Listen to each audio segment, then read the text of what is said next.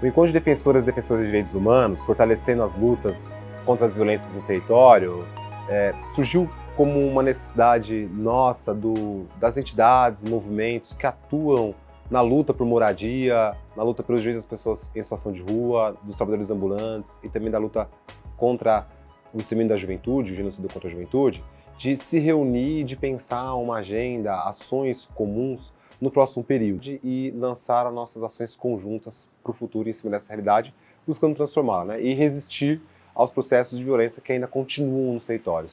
Defensoras e defensores de direitos humanos são todas pessoas e coletivos que lutam pelos direitos humanos e da natureza em todo o território brasileiro e em qualquer parte do mundo. Mas falando do Brasil, nós sempre tivemos defensoras e defensoras de direitos humanos, desde Zumbi de Palmares e tanta Margarida Maria Alves, né, o Santo Dias e tantas outras. O que mudou foram as construções que fomos fazendo para termos os marcos legais que reconhecem esses defensoras e defensores de direitos humanos, seja como indivíduos, seja no coletivo, né? Então, por exemplo, e isso vai se dar de forma forte a partir de 2003, e 2004 a gente tem um decreto que reconhece, né, que institui o programa federal para defensoras e defensores de direitos humanos. Em 2019, agrega os ambientalistas e os comunicadores, jornalistas, como defensoras e defensores de direitos humanos.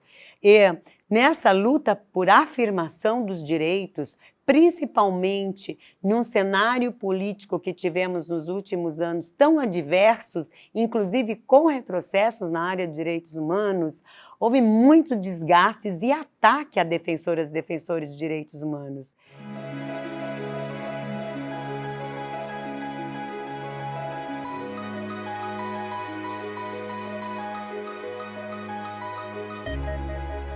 Acho que no âmbito do governo federal nós temos uma série de estratégias que estão sendo pensadas para a proteção de defensores de direitos humanos. Nós temos o PPDDH, que está no âmbito do Ministério de Direitos Humanos e Cidadania. No âmbito do Ministério da Justiça, a gente também tem, através da Secretaria de Acesso à Justiça e da Secretaria de Segurança Pública, pensado estratégias de proteção. A gente tem visto o aumento da violência, em especial de ameaças a lideranças políticas, a defensoras de direitos humanos, e esse é um compromisso, né, de proteção à vida, de garantia da possibilidade de atuação na luta dessas figuras, desses ativistas, desses militantes, dessas lideranças que são tão importantes para nós. Além de toda a política de segurança pública não ter participação social, né, ela é uma das poucas políticas do Estado brasileiro que não tem uma participação social direta na definição das suas metas, objetivos, né? Não tem conferência de segurança pública.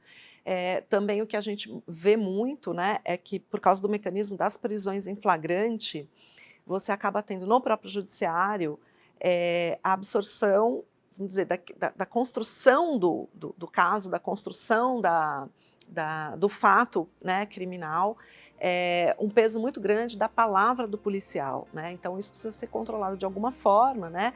Então a gente precisa trabalhar um pouco sobre também o controle externo, né, e a mudança da composição desses corpos, né, do Ministério Público ou do Judiciário, para que você tenha representantes de todos os segmentos da sociedade dentro dessas carreiras. Que hoje eu vejo que existe um alinhamento, né, ideológico muito claro dessas carreiras em relação a uma visão, né, bastante punitivista e não uma visão que considera, né, a questão do crime como resultado de um conjunto de dificuldades sociais, de questões sociais que estão envolvidas aí.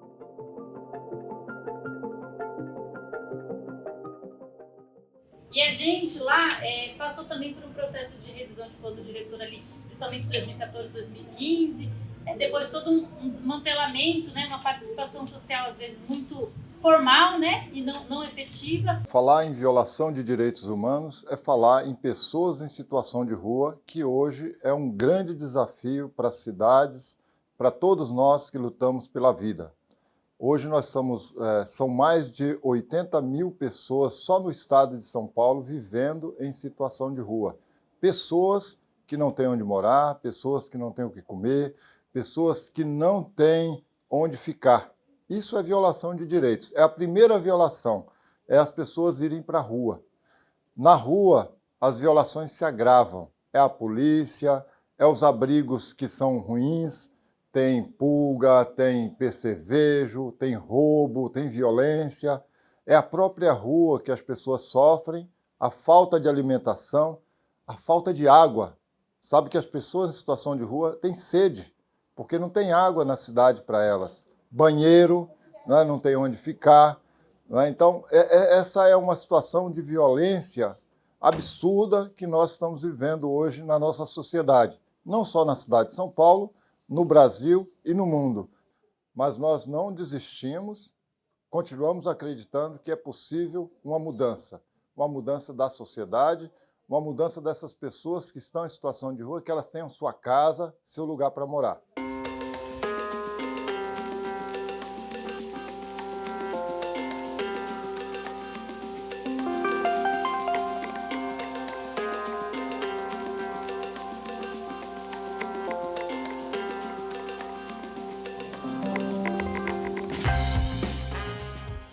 Que você plante e você vai poder pagar o aluguel quantos meses? Ele vai voltar ao mesmo sistema e vai começar desde o início. Quer dizer, é uma violação mesmo. Temos também na relação, né, nós que trabalhamos mais diretamente, né, com os trabalhadores e as trabalhadoras ambulantes aqui na cidade de São Paulo e no Centro Gaspar Garcia de Direitos Humanos, a gente assiste todos os dias, né, situação, né, de violência contra os defensores que atuam também com os trabalhadores e trabalhadoras ambulantes. Né? Nós temos uma articulação, né, no Fórum dos Ambulantes da cidade de São Paulo, né, e a gente tem acompanhado, né, em todas as regiões, nas subprefeituras, né, ataque dos fiscais, ataque da GCM, ataque da Polícia Militar através da Operação Delegada contra esses trabalhadores. Né?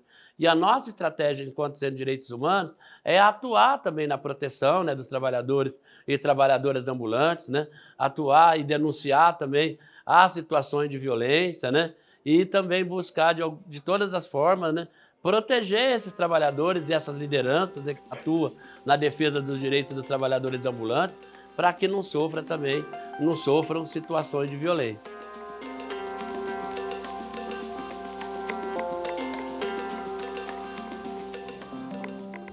Eu acho que o primeiro maior desafio é enxergar um jovem periférico como um ser humano.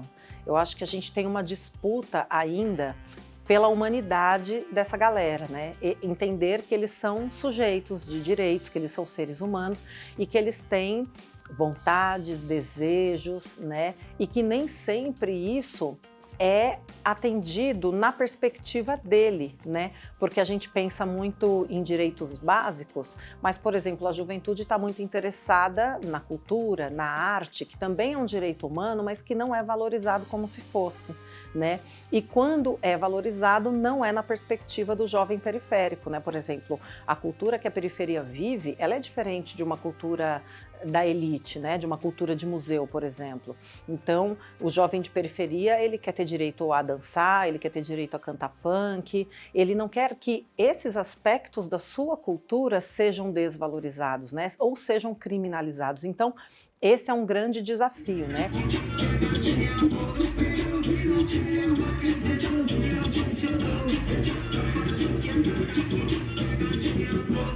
Você tem a falta de opção e a polícia te vê ali, calma aí, isso é do corre. O moleque às vezes nem é.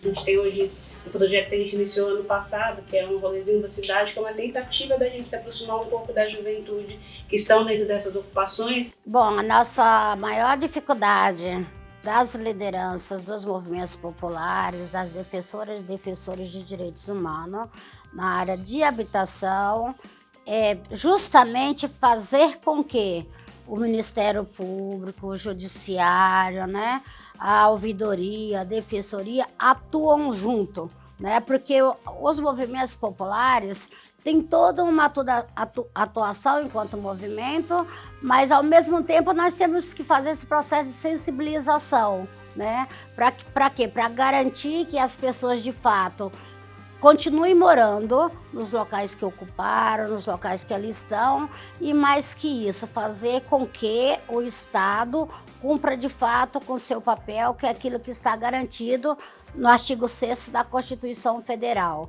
que é dever do poder público garantir a moradia, a saúde, a educação. E na maioria das vezes, a grande maioria da população nem sabe que tem esses direitos garantidos. E outra coisa que também é muito importante, né? Que as organizações possam também ajudar a buscar recurso para financiar essas lideranças que atuam nos territórios, porque na grande maioria das vezes nós fazemos esse trabalho voluntário, né? A maioria são um trabalho voluntário. E também essas pessoas têm que trabalhar, têm que garantir a família, têm que garantir tudo isso. E fazer tudo isso ao mesmo tempo, às vezes, na grande maioria, essas pessoas acabam se sacrificando muito, ficando doente, porque não conseguem garantir tripla jornada de trabalho, né? No caso de nós, mulheres negras, muito pior.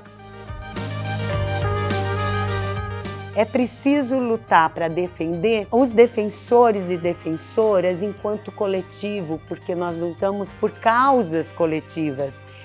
E aí nós precisamos nos cuidar.